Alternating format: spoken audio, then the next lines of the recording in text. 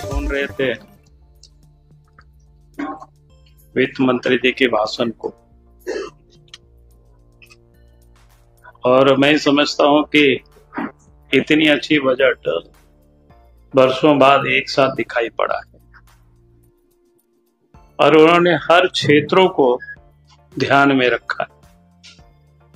जहां एक और महिलाओं को भी विशेष ध्यान फोकस किया है, तो युवाओं के पर भी ध्यान दिया है। वहीं पर छात्रों पर भी ध्यान दिया है कि हमारे मेडिकल क्षेत्र में भी छात्र अधिक से अधिक पढ़े। फिर आपका आईआईटी के क्षेत्र में भी एक और उद्योग के हब भी बनाने का, मैन्युफैक्चरिंग हब भारत को बनाने का भी उन्होंने साफ साफ बताया। और भारत में जिस चीजों की जो कमी है उसको भी हम कैसे बढ़ा सकते हैं, जैसे तिलहन दलहन, उस पर भी उन्होंने विशेष फोकस दिया। यानी अगर हम इसको कुल मिलाकर के कहें कि तो भारत सरकार या देश के प्रधानमंत्री आदरणीय नरेंद्र मोदी जी का जो सपना है, और वो सपना अब देशवासियों की सपना बन गया है। ये बजट में साफ दिखता है कि भाई भारत को हमें 2047 तक विकसित भारत बनाना है, और विकसित भारत बनाने की दिशा में एक बड़ा कदम जिसको कह सकते हैं सरकार ने रख चुकी है इसको। और इसलिए इन तमाम चीजों पर सरकार ने काफी ध्यान दिया, और उसके साथ साथ जिस पर लोगों की अधिक नजरें होती है, वो इनकम टैक्स पर आप देखते हो उसका स्लैब क्या होगा। यहाँ भी मैं देख रहा था, सोच भी रहा था, जैसे इनकम टैक्स का स्लैब को इन्होंने 12 लाख की घोषणा कर दी, टैक्स नहीं लगे, तो काफी तालियां बजी। तो ये आप सोच सकते हो कि भाई कितनी राहत और कितनी खुशी लोग महसूस करते, और वो भी छलांग। यानी 2023 में जहां पर 7 लाख था और वो 12 लाख हो गया, यानी सीधे सीधे 5 लाख की छलांग लगाना अपने आप में वो बड़ा कदम, कोई छोटा मोटा कदम नहीं है। और देश के प्रधानमंत्री आदरणीय नरेंद्र मोदी जी शुरू से कहते हैं भाई सबका साथ, सबका विकास और सबका विश्वास। अगर हम बजट का एक थोड़ी सी आंकड़ा देखें तो आपको समझ में आएगा किस प्रकार से सबका साथ और सबका विश्वास लेकर के देश के प्रधानमंत्री आदरणीय नरेंद्र मोदी जी आगे बढ़ रहे हैं। तो आप देखिए, जब यूपीए की गवर्नमेंट थी तो 2005 में मात्र टैक्स स्लैब जो था वो 1 लाख रुपया तक का, क्या बोलते उसको, इनकम टैक्स नहीं लगता था।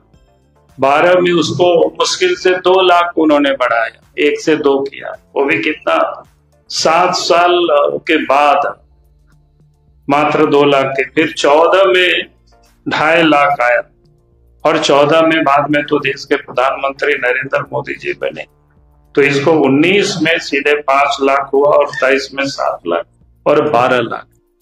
यानी इससे जो नौकरी पेशा करने वाले लोग भी, जो सामान्य जो कैटेगरी के जिसको बोलते हैं 3rd 4th, इनको तो बहुत ही बड़ा राहत मिला, और साथ ही जो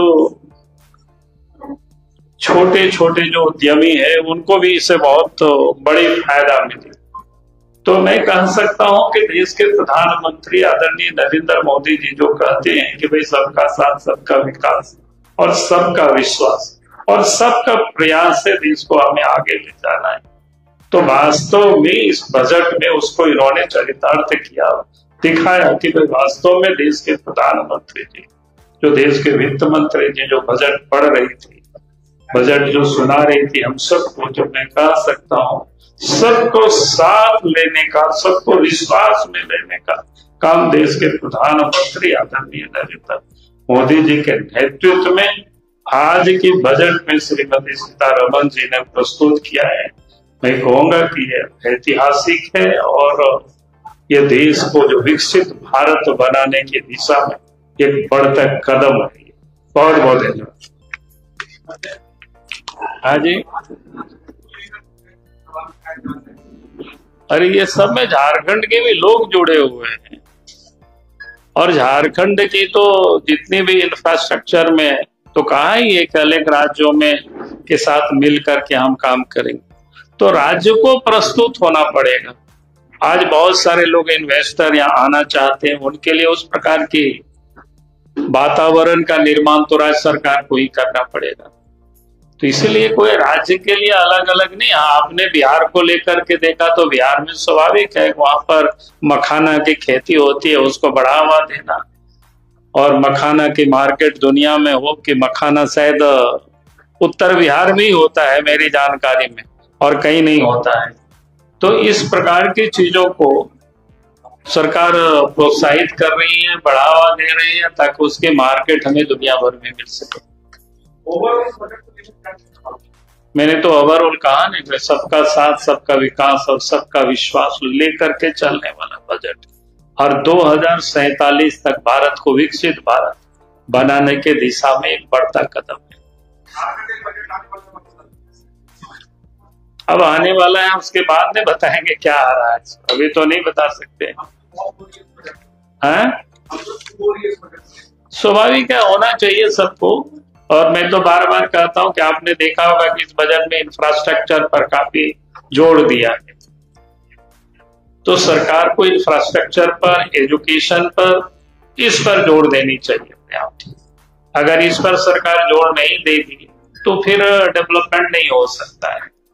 इसलिए जरूरी है कि हम इंफ्रास्ट्रक्चर, अच्छी सड़कें हो, अच्छी बिजली लोगों को मिले क्वालिटी का, और सिंचाई की सुविधा हो, शिक्षा की जो हमने कहा कि एजुकेशन पर विशेष फोकस देना, एजुकेशन प्राइमरी से लेकर के हायर एजुकेशन तक और तकनीकी शिक्षा तक, इस पर हमको विशेष ध्यान देना, झारखंड को ध्यान में रख करके। लेकिन अब तो सरकार जो कहेगी, आज तो उसका नहीं है, जब फिर होगा उस संदर्भ में तो आप लोगों से मैं जरूर बात करूंगा। बहुत बहुत धन्यवाद।